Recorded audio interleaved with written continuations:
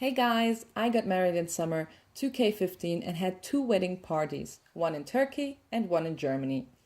Because a lot of my friends who were living in Germany asked me about Turkish weddings and what is going to happen at our wedding, I thought it would be a good idea to break it down for you in order to avoid any awkward situations or misunderstandings as soon as you experience one of the biggest parties of all time.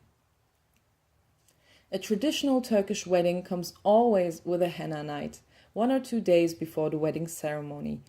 Applying henna to women is a very old ritual which is common in other cultures too. The henna is used as a symbol for the transformation of the bride from girlhood to womanhood. However, there exist two diverse kinds of henna night ceremonies, namely the mixed version, men and women together, or separate just among women. Normally, the bride is dressed either in a traditional red and golden dress or a modern dress in red. Commonly, she enters the room, optionally with the groom, and she or they sit in the middle of the room. The friends and relatives follow the bride while holding pretty little candles in their palms.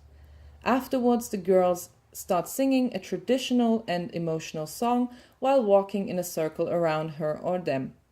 The song is actually about the mother's loss of her daughter, and it should remind them that it is the final night of the bride with her own family. The aim of this sad emotional song is to make the bride cry. In some cases, visitors even start crying before the bride. Everyone actually puts effort in making the bride tear up.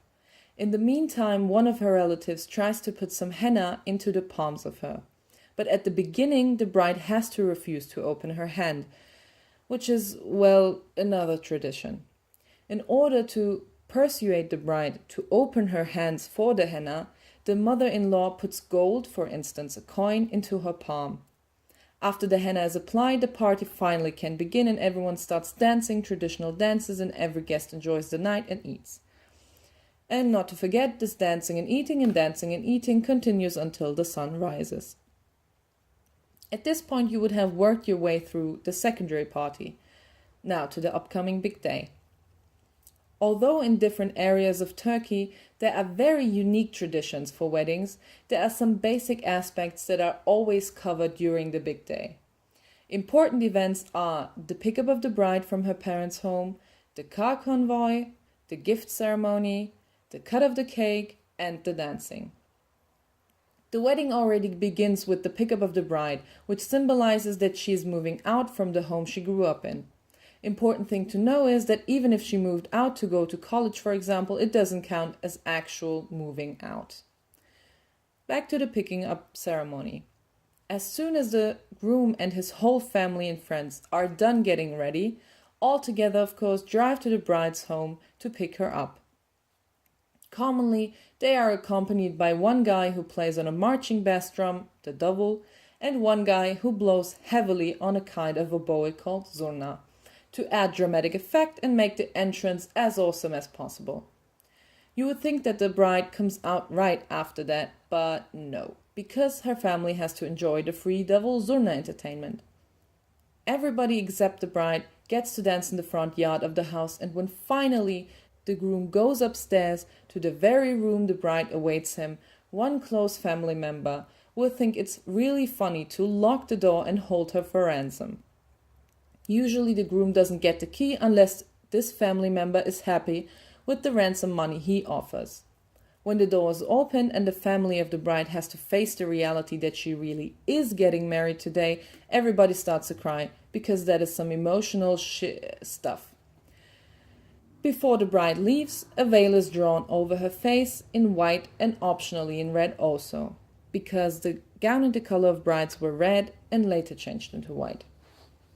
The brother or uncle of her ties a red ribbon as a symbol for innocence and virginity around her waist in a special way. If you're curious, just look to other videos on this tying up a ribbon around the bride's waist thing for details. Next up is the car convoy, where everybody, meaning his family, her family, relatives, friends, enemies, acquaintances, etc., build up a line of cars and drive and make so much noise that people within a 10-kilometer radius know the party has started. Of course, the one where the bridal couple is in is the most decorated and fancy one. Even though the convoy starting at the bride's home directly heads to the wedding location, nowadays the bridal couple leave it discreetly to take pictures together. Location-wise, different variations are possible. Since I, for example, had it both ways at my two weddings. The first one was on a local playground in front of my husband's home, and the other one in a fancy big marriage room. Regardless of where the celebration takes place, the procedure is hardly diverse. Normally the guests show up sooner or later and may start a little dancing before the couple arrives. When they do, the music will be interrupted and all eyes will be on the entrance. The moment the couple sets foot in the room, the guests greet them with applause. Both proceed to the center of the dance floor, and the groom raises the veil, kisses her on the forehead, and they start to dance to their special song of choice. It's very romantic, and always people are curious about what the couple is whispering in each other's ears from time to time. Now that the dance is officially led, the music switches to traditional Turkish music and everybody dances. Typically, the meal is served while people enjoy the party, and eating can sometimes come off as something secondary. After dinner, the dancing continues, which is characterized by a lot of finger snaps and head wiggling. Also, there are group dances similar to the Greek sirtaki, which is better known in the Western world. At this point, it seems almost incredible that there are still the gift ceremony and the cut of the wedding cake ahead. Usually the band, DJ, or a family member announces the ceremony, and the bridal couple stand next to each other with red and white ribbons around their neck, waiting to receive their gifts. What I mean by gifts is probably not what you have in mind, since it's all about the money and gold here. The reason why people bestow money and gold is to ensure the newlyweds can save up for a rainy day and financial support is guaranteed. For the ceremony itself, the wedding guests form a line and one by one present their gift. There always prevails pressure on the relatives because the closer you are to the bride or groom, the more you seem to have to pay. Last but not least, after you danced, ate and gave away your last penny, you are put off with a piece of cake. But it will be worth it at the latest when you or your children get married and have their own party and dancing and gifts. Since what goes around comes around, and our Turkish society functions that way.